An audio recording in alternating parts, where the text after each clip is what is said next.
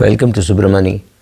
Uh, from my dress, you know that I'm on a vacation. I'm at Ambisoli, which is part of my Masai Mara trip.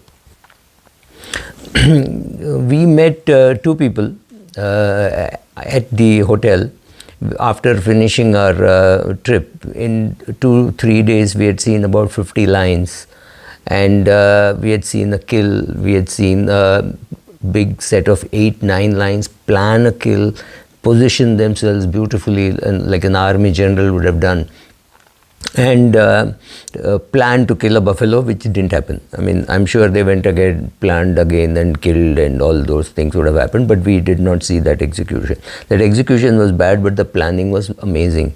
So we came back to the hotel, and I told one lady that the kill which you saw, or rather the eating of the water hog which you saw, we saw the kill, we saw the stalking, we saw the chasing, we saw the kill. It was a little one, so it was a very short one, maybe 1 minute or 1.5 minutes is what the total chase and kill would have lasted, maybe even less than that.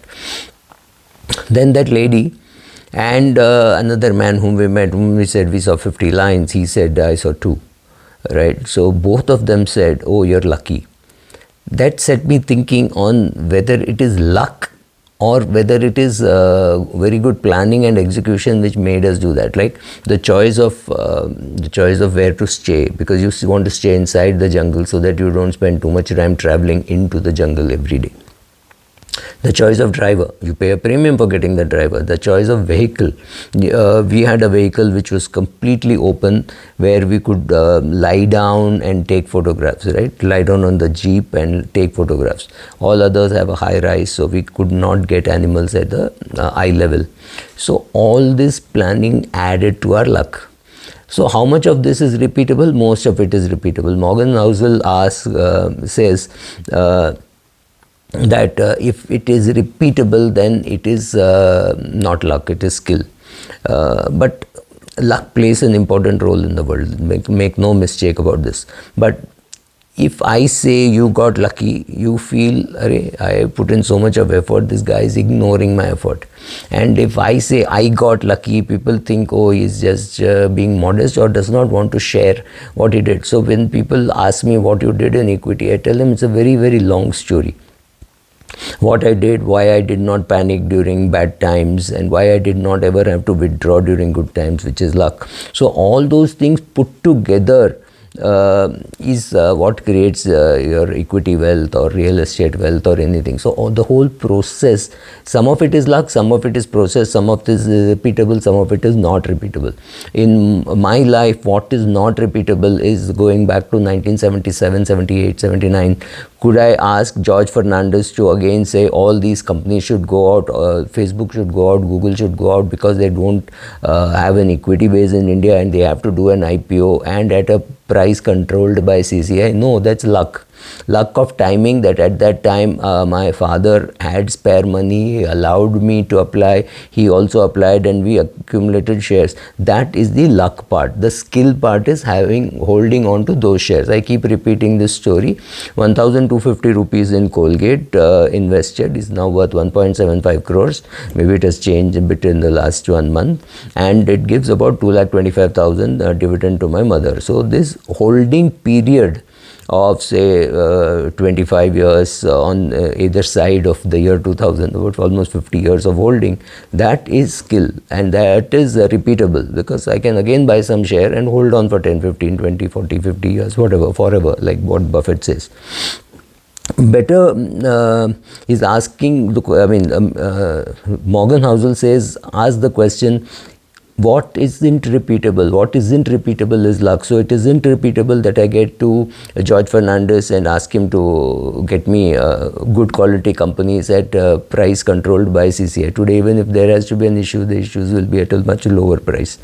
So random events which you did not see coming. So let us ask this question, was Jeff Bezos lucky? Was Bill Gates lucky? Was Warren Buffett lucky? Was Mukesh Ambani, lucky, taking domestic examples.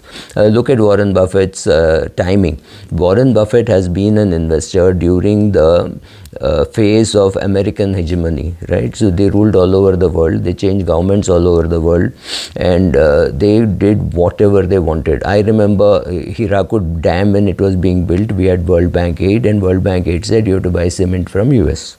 Right, so these kind of market conditions all over the world was created in the last 70-80 years of American Datagiri, and that is the time when Warren Buffett has made his money. Over the next 70-80 years, would Warren Buffett be able to repeat it? Of course he won't be there, but will his company be able to repeat it? I don't know. I mean, that's the only answer I can give, is to say, well, he has done it. There is no denying that he has done it, but probably not. Even anybody, whether it is Mukesh Ambani, whether it is Anil Agarwal, whether it is the Birlas, whether it is Amazon, whether it is Bill Gates, any of them, will they be able to repeat the circumstances? I mean, Rockefeller, many of them when they were in business, and you look at what all things they did, they look like robber barons, right? So the kind of things that they did, you will not be able to do. The kind of things which brokers used to do, charging 2.5% brokerage, they cannot do.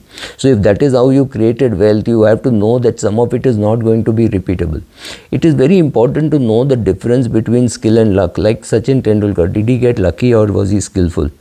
There is absolutely no doubt their skill played a role, that his parents, or rather his elder brother, his family rather, allowed him to play cricket. In most Indian middle class families where the father is a professor, there's a good chance in 7th standard or 8th standard they would have pulled him and said, do more cricket, you have to now concentrate and become a clerk in State Bank of India or something like that. That's where they would concentrate. They would say, no, you have to become an engineer, right? So that didn't happen. So that is luck. He had the luck to show his skill. Of course, what he has achieved in cricket is phenomenal, whether it is he or Tiger Woods or Federer, any of these people.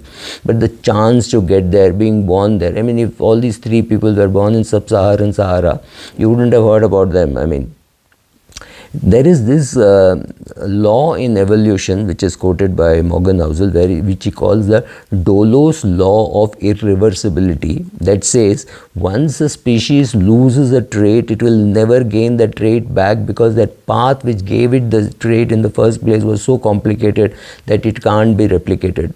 Take a typical entrepreneur. This is not something which I am recommending, but one entrepreneur who had to get from Mumbai to Silvassa. It was in a hurry that he had to go, and 4 o'clock he realized that he has to go. Now, what he did was, he got into Rajdhani, and exactly where he had to get down, he pulled the chain, jumped from the train and went. Will his son ever be able to do this? No. Will his employee ever do this? No. I'm not even recommending, but some of the things which an entrepreneur did is a trait which is lost for him itself. Will he be able to do it 20 years later? Answer is no. So some of it cannot be done by him. So he, at that heat of the moment, he did that and reached Silvassa, perhaps the fastest time which he could to reach Vapi. So at Vapi station, he pulled the train, jumped off the train and ran away in the darkness. And he did this, right? So not very many people can do that. And if you can't rely on those forces repeating themselves as they did in the past, obviously some of the things which they did, then there is clubbing provision. For example, once upon a time people may have been able to transfer income from them to their children. Today is it possible? No, because there is a clubbing provision.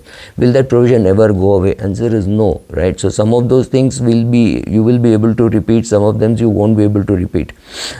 And we learn wrong things. For example, when the dot-com bust happened, people learned that you should not trade in internet stocks, right?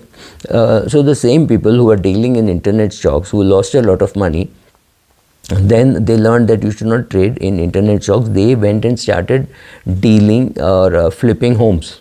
So they would buy one house, when it appreciated, they would sell it off, buy another house. So they did that.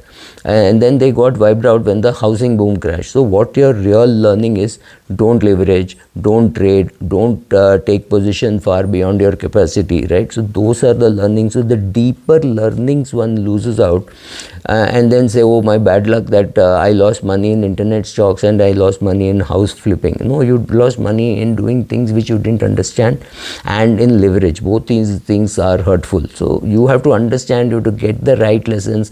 When you learn the right lessons, then it is very clearly a skill. When you don't, then you blame luck. So is it, how much of all our successes is luck, and how much of it is hard work, planning, skill, training, is very difficult to find out. But it is very important for us to sit and we are not diminishing. I'm not diminishing myself by saying we got lucky. Of course we got lucky. We saw 50 lines in 2-3 days. Most people end up seeing 2 or 3 lines. They don't see a hunt, they don't see a kill, right? So we saw all of that. So that is tremendous amount of skill in planning by Wildscape Expeditions who organized the trip, and our luck that it did not rain and it did not, all those things. I mean, Masai Mara rains are absolutely unpredictable. We went during a non-seasonal, a non-rainy season, but we had a problem, right? So if you see the kind of things which people did, whether it was Rockefeller controlling distribution, or Indian companies controlling distribution, or Indian government controlling licenses, I think those things are not going to happen. So many Indian entrepreneurs made money simply because they could control the licenses. Today, will it happen? No. So see how much of skill, how much of luck is there in your portfolio. I would admit tremendous amount of luck in my portfolio, and that keeps me grounded. Thank you.